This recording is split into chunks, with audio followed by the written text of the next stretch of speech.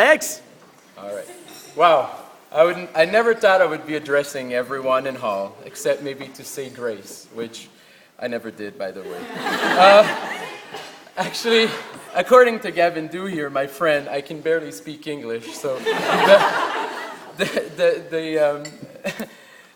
having half a bottle of wine to learn Latin didn't make a lot of sense to me. So, good evening. My name is Alexandre Mercier-Dalphond. I am Canadian, and I'm reading for an MBA here.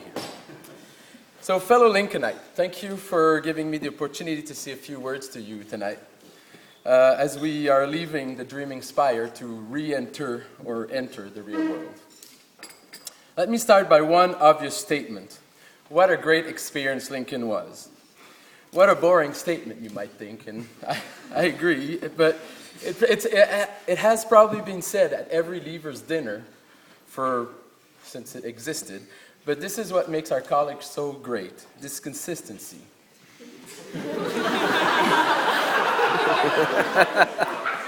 For nearly 600 years, Lincoln has fostered friendly, social, supportive, multidisciplinary environment for its graduate students while encouraging academic excellence. No wonder why Lincoln has one of the biggest MCR in Oxford. We should all be proud to be part of it, especially considering we invented the MCR in the 1950s before any other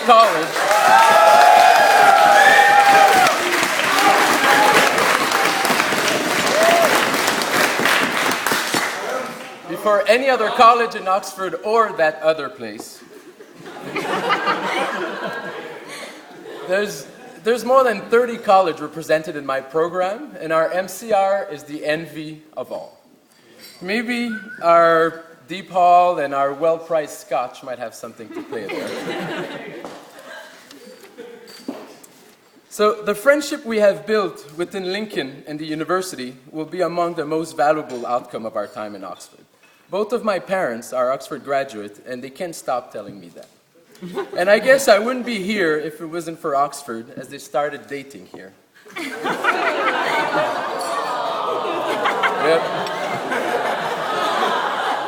Nonetheless, even if you don't marry anyone you meet here, I still strongly encourage you to join the alumni community and keep in touch.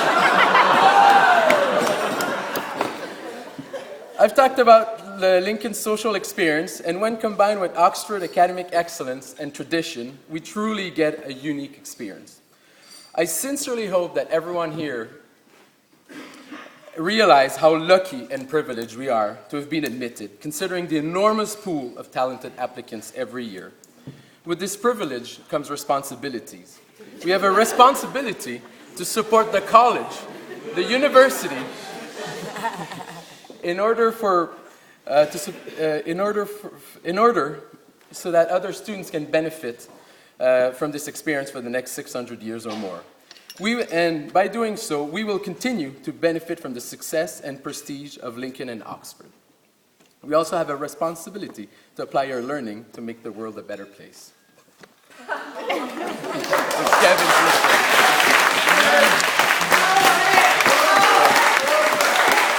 I'm not done yet.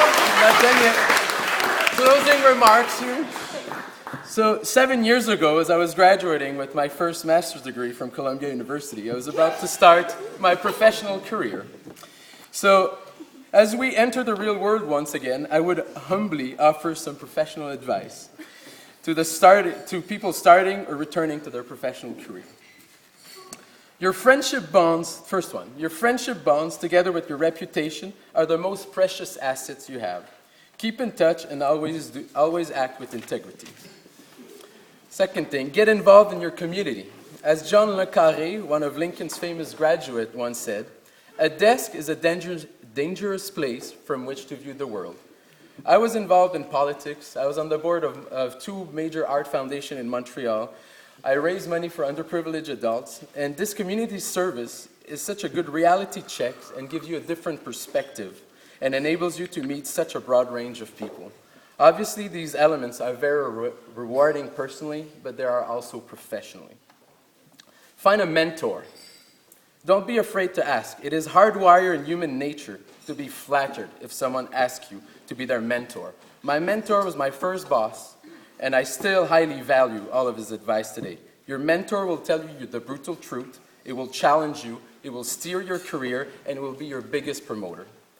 Fourth thing, promote yourself. I understand that promoting yourself is hard, and it's sometimes against your personality. But if you neglect to do so, people will never notice your skill, trust me. You need to prove your own ability and to have self-confidence. Don't be afraid to leverage the power of your Oxford degree as well. Finally, best supporter are your colleagues. If you aspire to become a leader in any field, you will need their support. Once you'll have a more senior position, never forget the value of your team. If you may be their senior, but you are powerless without them. If you can gain the respect of those under you, help them grow personally and professionally, and develop an effective succession plan, it is the best possible endorsement for your leadership. Well, I think I've taken enough of your time. After all, I'm not an illustrious Lincoln graduate like Lord Florey, who discovered penicillin, or David Lewis, former leader of the Canadian New Democratic Party. At least not yet. I'll take maybe more time in 20 years. So let me just conclude by saying that we are all talented individuals, and I mean it, who are all committed to making a difference. All we need is a bit of luck and a lot of hard work to achieve great things. So I wish all of us good luck with our future endeavors, and let's keep in touch. And oh, remember, it's not okay to throw hot pennies at school kids in the room. So, here's to all of us.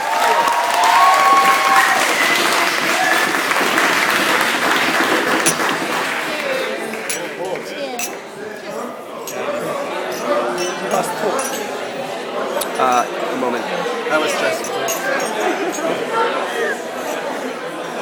Give me a hug.